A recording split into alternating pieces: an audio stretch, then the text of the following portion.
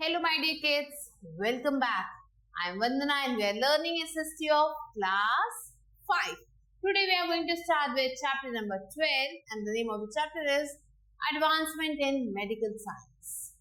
So, health is well, as we all know, none can enjoy life without health. Science has helped much in preservation of health and treatment of illness. तो science ने काफी ज्यादा तरक्की की है health को preserve करने में और इलनेस को ट्रीट करने में, बीमारी को ट्रीट करने में। Different types of medical instruments and medicines have been invented. तो अलग अलग तरीके के मेडिकल इंस्ट्रूमेंट्स और मेडिसिन्स को इन्वेंट किया गया है बीमारी को ठीक करने के लिए, जिससे क्या है हम एक लंबी और हेल्दी लाइफ जी सकते हैं। Let's learn about the medical instruments. First comes clinical thermometer. So clinic आप जाते हैं डॉक्टर के पास, वहां पे आपको मिलते हैं ये क्लिनिकल थर्मोमीटर, जिससे डॉक्टर क्या करते हैं आपका टेम्परेचर नापते हैं। So the thermometer was invented by German physicist and the name is Gabriel Daniel Fahrenheit in 1715. It is a glass tube with a bulb at one end filled with mercury. So एक glass का एक tube है जिसमें एक कोने में bulb होता है जिसमें मर्क्यूरी एक तरीके का लिक्विड है, एक तरीके का मेटल है, वो इसके अंदर फिल रहता है।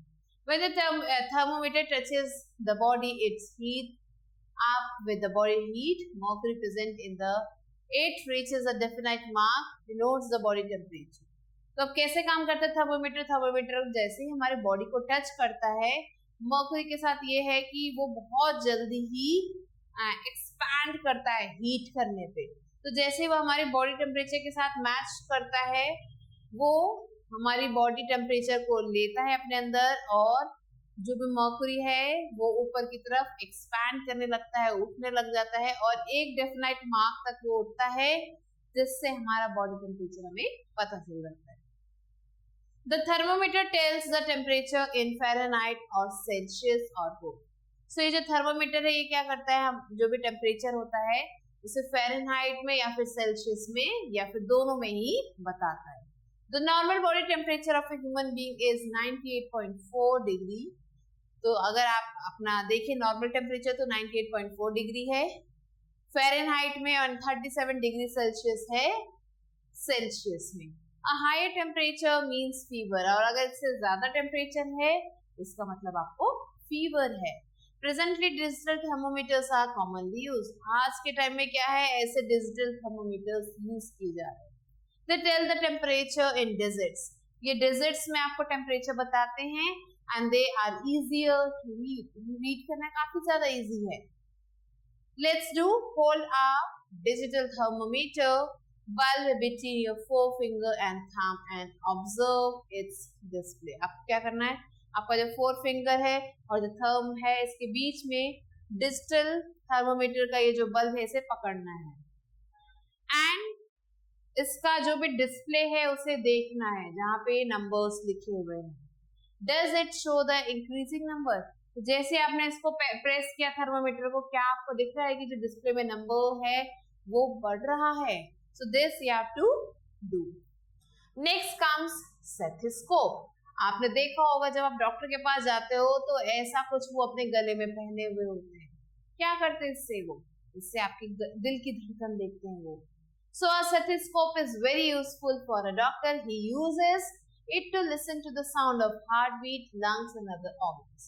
तो इससे क्या करते हैं, वो हमारी हार्टबीट तो सुनते हैं, इसके अलावा हमारे लंग्स जो हैं ठीक से हैं या नहीं है ये भी पता चलता है, दूसरे ऑर्गन्स जो हैं उन्हें भी वो सुनते हैं स्टेथोस्कोप से। There is an interesting story how the stethoscope was invented.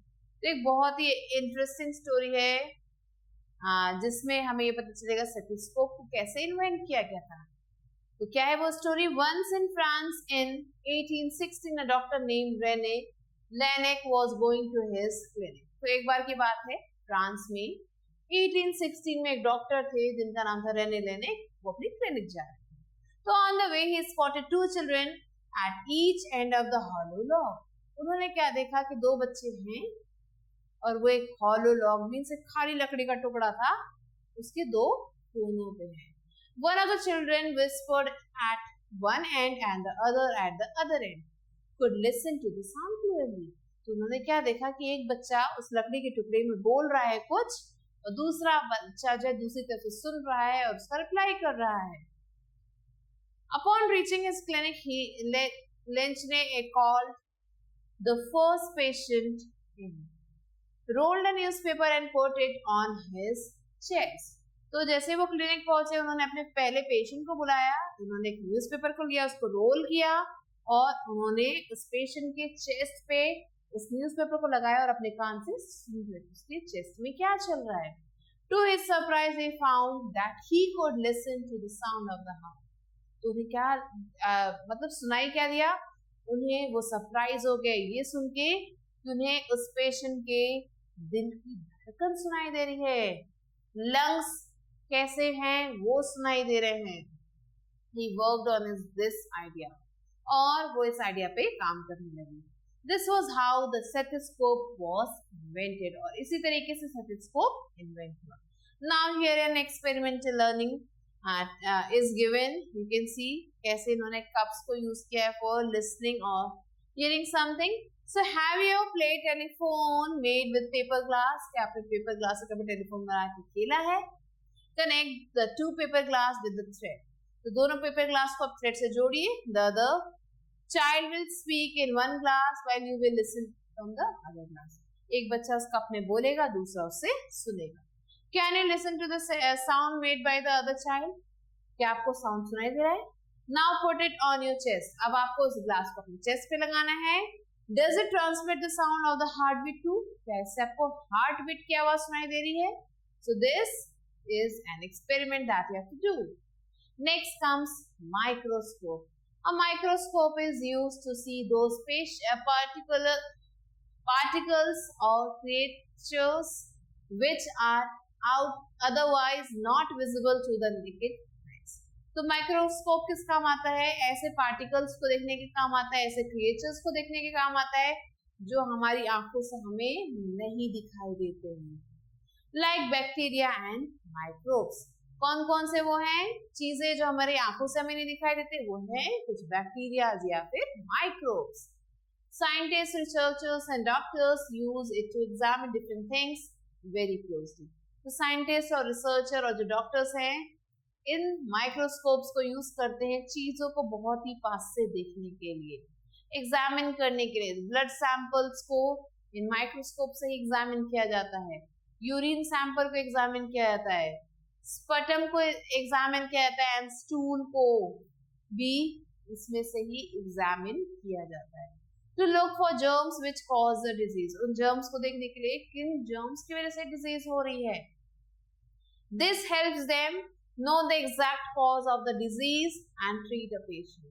और इस माइक्रोस्कोप्स की वजह से ही डॉक्टरों को पता चल जाता है कि वो पेशेंट क्यों बीमार है और उसका प्रॉपर ट्रीटमेंट वो दे पाते हैं. The first compound microscope was invented in 1595. तो पहला माइक्रोस्कोप 1595 में इन्वेंट हुआ था. Today different types of microscopes are used. और आज के टाइम में आप देखेंगे तो अलग अलग तरीके के माइक्रोस्कोप्स आपको देखने को मिलेंगे. Next comes laser. So laser the full form of which is light amplification by stimulated emission of radiation. So radiation को यूज किया जाता है यहाँ पे लेजर में and is used to treat patients without cutting open the affected part. तो किसी जगह पे कोई प्रॉब्लम है उसको बिना काटे उस जगह का ट्रीटमेंट करना, उसके इंटरनल ऑर्गन्स को ट्रीट करना. This is laser. Next comes X-ray machine. It is used to look at the bones and organs within our body to find out an illness or deformity. So ये जो है किस काम आता है? हमारे बोन्स, हड्डियों और ऑर्गन्स को देखने के लिए कि किस तरीके की कोई बीमारी है, कोई परेशानी तो नहीं है, तो इन्हें देखने के लिए एक्सरे मशीन काम में आती है. You can see this is an X-ray machine. This is an X-ray machine. This technique is widely used in modern medical science. और ये जो टेक्निक है आज के मॉडर्न मेडिकल साइंस में यूज की जा रही है. Like the stethoscope, the X-ray machine was also invented by chance. तो जैसे कि स्टेथोस्कोप को एकदम से अचानक से इन्वेंट किया गया, वैसे ही एक्सरे मशीन भी बाय चांस इन्वेंट हुई. It was invented by Wilhelm रॉइंग एंड अ प्रोफेसर इन 1895. तो ये प्रोफेसर थे. And the MRI, which is magnetic resource imaging machine, used a powerful magnetic field to obtain the image of the internal organs. तो ये जो MRI machine है, ये जो हमारे जो भी इंटरनल ऑर्गन्स है उसकी आप कह सकते हो काफी ज्यादा पावरफुल मैग्नेटिक मशीन है जो उसकी भी इमेजेस को कैप्चर कर लेती है. The ECG, which is also called electrocardiography machine, plots the heartbeat in the form of a graph. तो हमारे जो हार्ट बीट है, जो हमारे दिल की धड़कन है, उसको ग्राफ के फॉर्म में ये मशीन डिस्प्ले कर देती. कौन सी मशीन? ECG machine.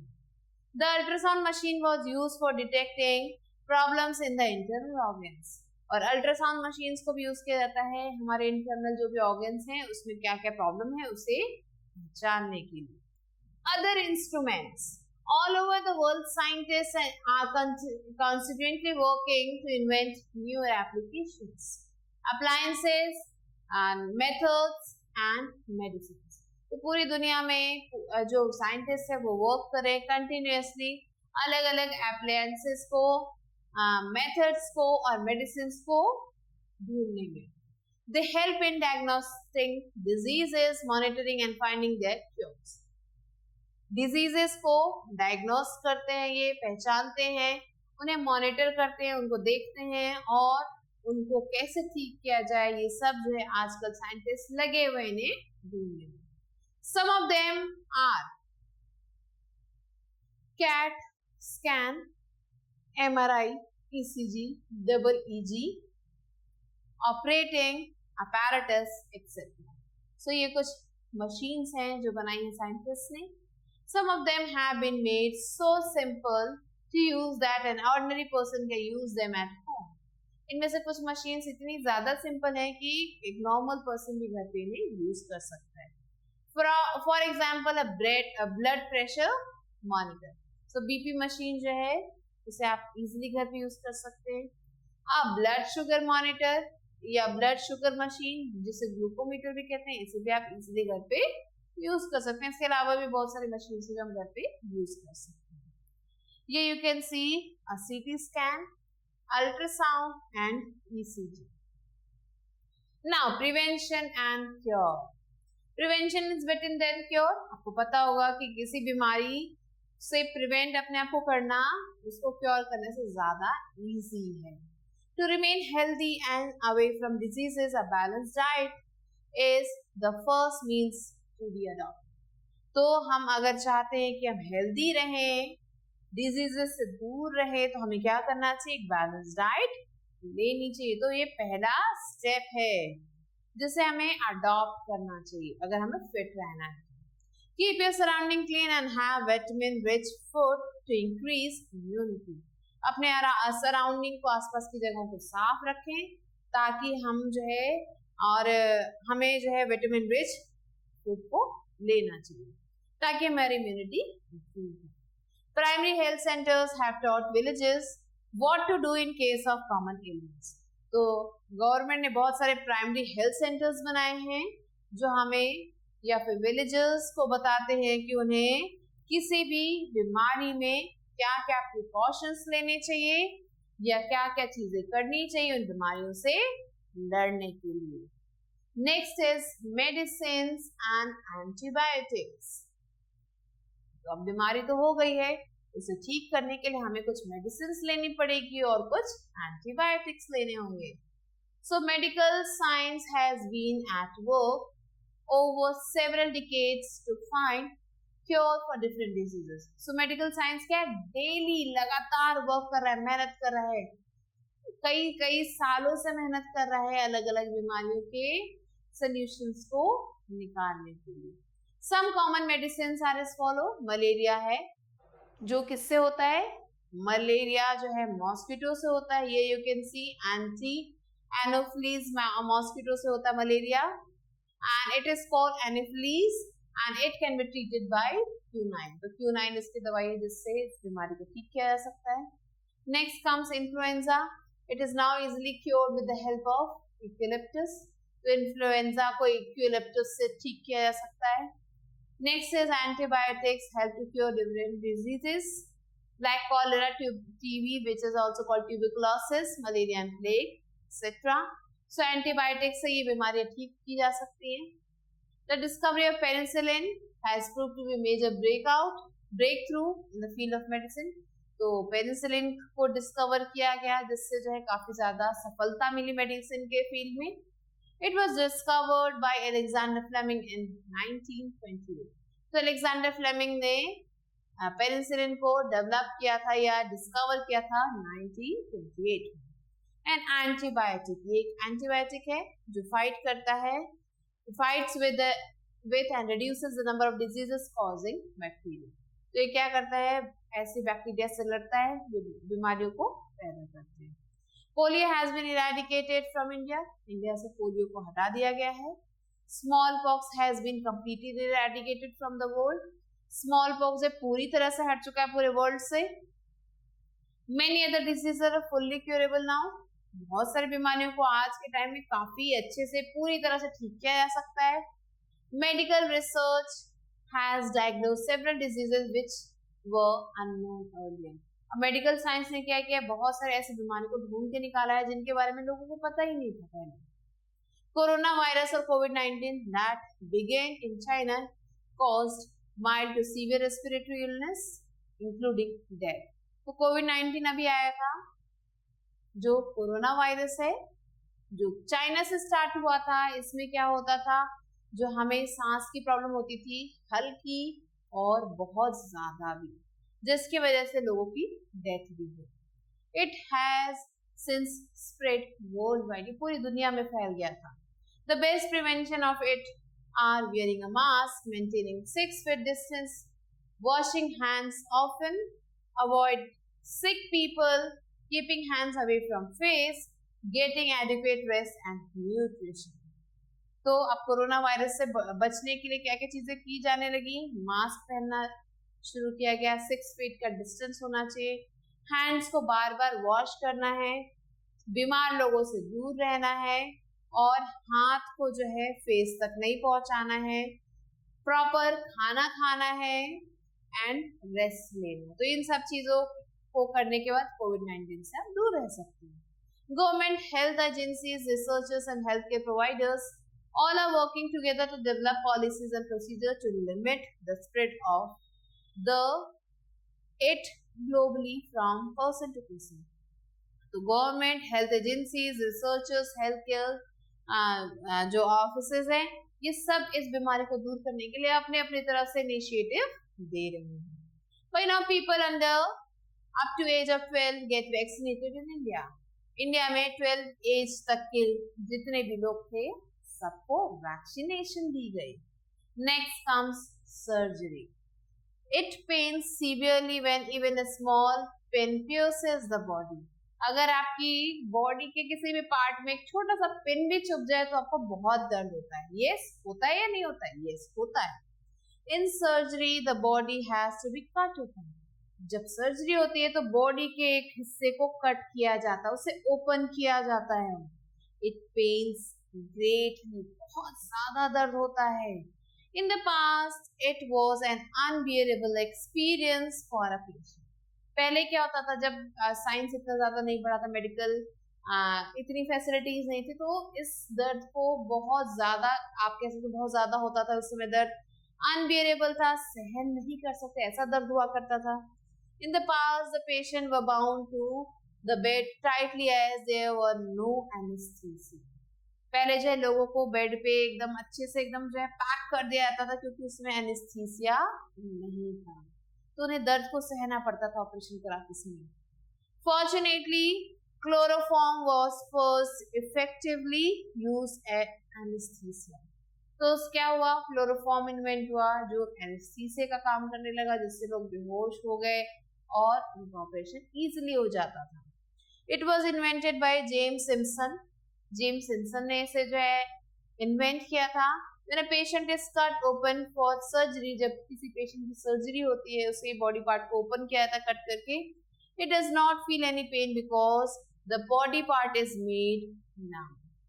उस जगह पे जहां पे भी ऑपरेशन किया जा रहा है उस बॉडी के पार्ट को सुन्न कर दिया जाता है, नम कर दिया जाता है, जिसकी वजह से उस पेशेंट को बिल्कुल भी कुछ भी फील नहीं होता है, किसी तरीके का कोई पेन फील नहीं होता और आराम से ऑपरेशन हो जाता है।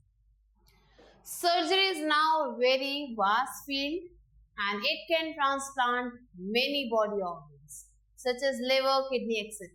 तो अब सर्जरी जो काफी बड़े पैमाने पे हो रही, बड़े फील्ड में हो रही है। अब चीजों हमारे बॉडी ऑर्गन्स को ट्रांसप्लांट भी किया जा रहा है, जैसे कि लिवर को ट्रांसप्लांट किया जा रहा है, किडनी को ट्रांसप्लांट किया जा रहा है। This science is also use for other purposes like plastic surgery, cosmetic surgery etcetera.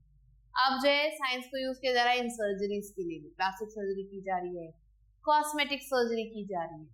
Dental surgery is also use for beneficiation of purpose now. अब जो आज के टाइम में डेंटल सर्जरी भी की जा रही है। The research and development is a continuous process in the medical field. तो आजकल मेडिकल फील्ड में काफी सारे रिसर्च एंड डेवलपमेंट्स हो रहे हैं, जो ये एक कॉन्टिन्यूस प्रोसेस है, लगातार चलने वाला प्रोसेस है। They are making an effort to improve upon cure and find exact cause of disease.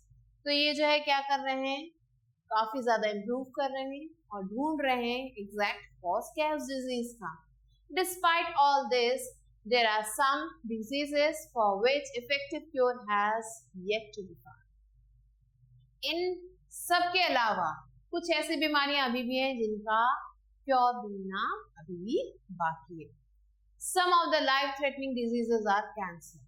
इनमें से कुछ diseases हैं cancer, AIDS, swine flu etcetera. तो इन बीमारियों का अभी तक इलाज ढूंढना बाकी है।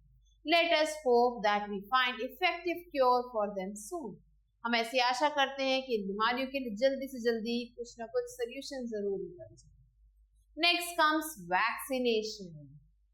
It was Dr. Edward Jenner who in 1796 first discovered a vaccine for smallpox. तो एडवर्ड जेनर ने स्मॉलपॉक्स की वैक्सीन को क्या किया, डिस्कवर किया। During the course of his practice, Dr. Jenner observed that all people except the milkmaids in the area contact smallpox. तो उन्होंने क्या देखा कि जो लोग थे उसमें से मिल्कमेड्स को छोड़ के जितने लोग थे सब स्मॉल पॉक्स के कांटेक्ट में आ रहे हैं। This milkmaids rather suffered from cowpox, a mild form of smallpox. तो ये जो मिल्कमेड्स थी ये किससे क्या कौन सी बीमारी से इन्हें हो रही थी? इन्हें हो रही थी काउपॉक्स, क्योंकि ये एनिमल्स के साथ रहती थी, जो स्मॉल पॉक्स का एक आप कह सकते हो कम वर्जन था। He thought over this and concluded that those who suffered from cowpox did not catch smallpox. उन्होंने इस बारे में सोचा, उन्होंने एनालाइज किया, उन्हें पता चला कि जिन लोगों को काउपॉक्स हो रहा है उन्हें स्मॉलपॉक्स नहीं हो रहा है। He decided to undergo a dangerous experiment. उन्होंने कहा चलो मैं ये एक डेंजरस एक्सपेरिमेंट करता हूँ। क्या किया उन्होंने? He took water from the cowpox blister and injected it into a healthy boy. उन्होंने क्या किया, काउपॉक्स मीन्स आप जब होता है ये आपको तो छोटे छोटे दाने निकल जाते हैं हमारे बॉडी में, दानों में पानी भर जाता है। तो उन्होंने क्या किया, एक दाने में से पानी निकाला। जिस पर्सन को काउपॉक्स हो रहा था उसके एक दाने में से उन्होंने उस पानी को निकाला और एक हेल्दी बच्चे के बॉडी में लगा दिया। नेम फिप, उस बच्चे का नाम था फिप। As a result, this boy suffered from cowpox for a few days and recovered. तो जिसकी वजह से क्या हुआ, ये जो बच्चा था इसे काउपॉक्स हो गया, क्योंकि उन्होंने क्या किया था, उसके ब्लिस्टर में से एक काउपॉक्स से सफर करते हुए पर्सन की ब्लिस्टर में से उन्होंने वो पानी निकाल के उस दूसरे बच्चे में इंजेक्ट कर दिया, तो उस बच्चे को भी काउपॉक्स हो गया और कुछ दिनों बाद वो ठीक हो गया। After this, Dr. Jenner injected Fib with a fluid from a smallpox blister. अब उन्होंने क्या किया, उसी बच्चे को एक पर्सन जिसे स्मॉलपॉक्स हो रहा था उसके उस ब्लिस्टर में से कुछ इंजेक्शन से वो पानी निकाला और उस बच्चे को दोबारा लगा दिया, इंजेक्ट कर दिया। To his relief and surprise, Fib never contacted smallpox. तो अब इन्होंने क्या देखा, इन्होंने देखा एडवर्ड जेनर ने कि उस बच्चे को जिसे काउपॉक्स हो चुका था उससे स्मॉल पॉक्स नहीं हुआ. This proved his theory that if a person were vaccinated with cowpox, he would not suffer from smallpox. तो इनसे उन्होंने क्या डिसाइड किया कि अगर किसी इंसान को काउपॉक्स हो गया, वो उसके पास इस वैक्सीनेशन, ये वाली वैक्सीनेशन दी गई, तो उस पर्सन को स्मॉल पॉक्स नहीं हो सकता. This medicine was called vaccine for small pox. तो अब इसे क्या है, इसे एक वैक्सीन का नाम दे दिया गया कि ये स्मॉल पॉक्स से आपको बचाएगा. It help to eradicate smallpox completely, जिसकी वजह से स्मॉल पॉक्स पूरी तरह से गायब हो गया. Here you can see the picture of Dr. Edward Jenner and Pulse Polio Program. Vaccines are now widely used for prevention of different diseases. Vaccines को अब यूज किया जाता है अलग अलग तरीके के डिजीजेस से बचने के लिए, जैसे कि polio, typhoid, cholera, mumps, tuberculosis etcetera. You must have seen medical workers visiting school and neighborhoods. आपने देखा होगा बहुत सारे लोग जो है बैग लेके जो है आपके स्कूल या आस-पास की जगहों पे आते हैं to administer polio drops पिलाने के लिए. To all children below 5 years of age, 5 साल से छोटे बच्चों को पोलियो ड्रॉप पिलाने आते हैं ये लोग. So yes, it is done to eradicate polio also. Next is pasteurization. Louis Pasteur was a French chemist who found that certain diseases were spread by special germs. तो लुइस पास्चर ने क्या देखा कि कुछ, वो एक केमिस्ट थे और उन्होंने क्या देखा कि कुछ जो बीमारियां हैं वो कुछ स्पेशल तरीके के जर्म्स से फैल रही हैं. He discovered that some germs could be killed at a high temperature. उन्होंने क्या देखा कि कुछ जर्म्स को काफी हाई टेम्परेचर पे मारा जा सकता है. Boiling water and milk kills germs in them. अगर हमने पानी को बॉईल कर दिया, मिल्क को बॉईल कर दिया, तो उसमें जो भी जर्म्स है वो सारे मर जाते हैं. This process of killing germs by boiling on heating is called pasteurisation.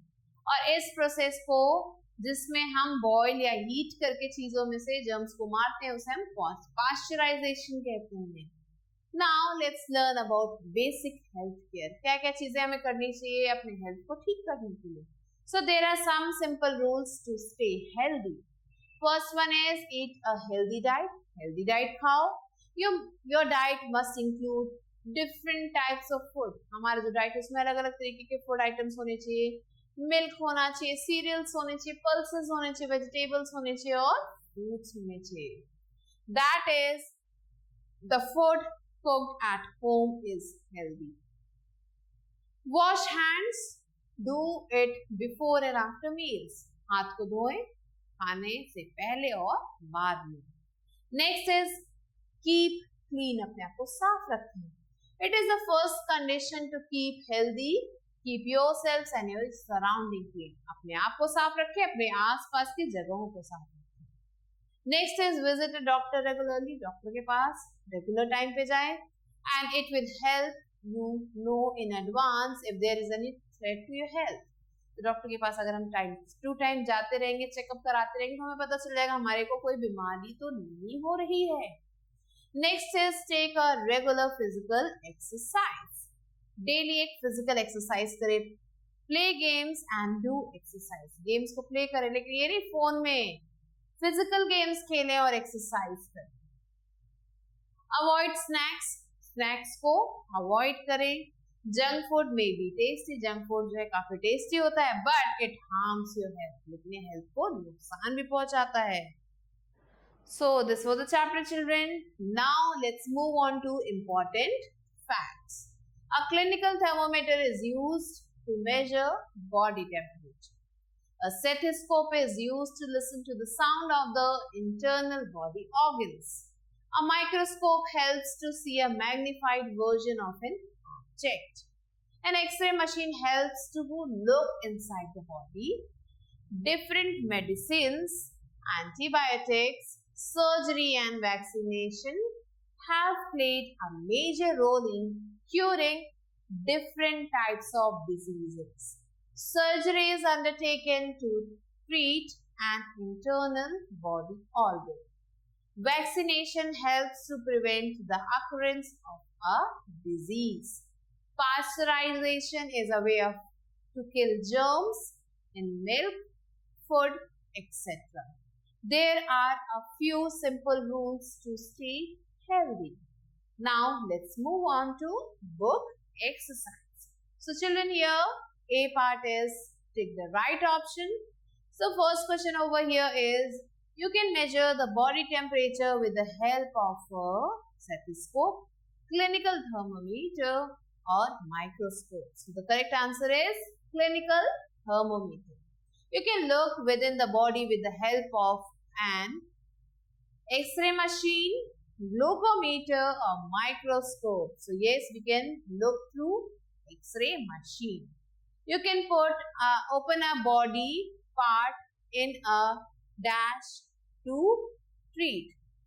तो हम जो है बॉडी को कट ओपन कैसे कर सकते हैं? एक्सरे मशीन, सर्जरी और vaccine. So the correct answer is surgery. Dash is used to prevent diseases. Diseases से बचने के लिए हम क्या यूज करते हैं? पास्चराइजेशन और vaccination. So yes, both we use, दोनों यूज करते हैं. पास्चराइज करेंगे तो भी हम बीमारियों से बचेंगे और वैक्सीनेशन कराएंगे तो भी हम बीमारियों से बचेंगे. Now children, let's move on to fill in the blanks. Here the first question is, the normal body temperature of a human is 98.4 degree Fahrenheit or 37 degrees Celsius. A stethoscope is used to listen to the sound of heartbeat, lungs, etc. inside the body. The ECG or electrocardiography machine plots the heartbeat in the form of a graph. Malaria is caused by a mosquito called antelopes. It was Dr. Edward Jenner who first discovered a vaccine for smallpox. Now let's move on to true or false. Mercury is used in clinical thermometers. So yes, this one is true. A stethoscope makes a tiny object look many times oversized. No, this one is false. It is a microscope. Penicillin fights with diseases causing bacteria. Yes, this is an antibiotic. Surgery is also undertaken for cosmetic purposes. Cosmetic surgery भी हो जाती है. Yes, this is also true. So these were the book exercises, children. I hope it's clear to you. And with this, we have completed the chapter. I'll be waiting for you with a new chapter. Till then, stay tuned for the next video.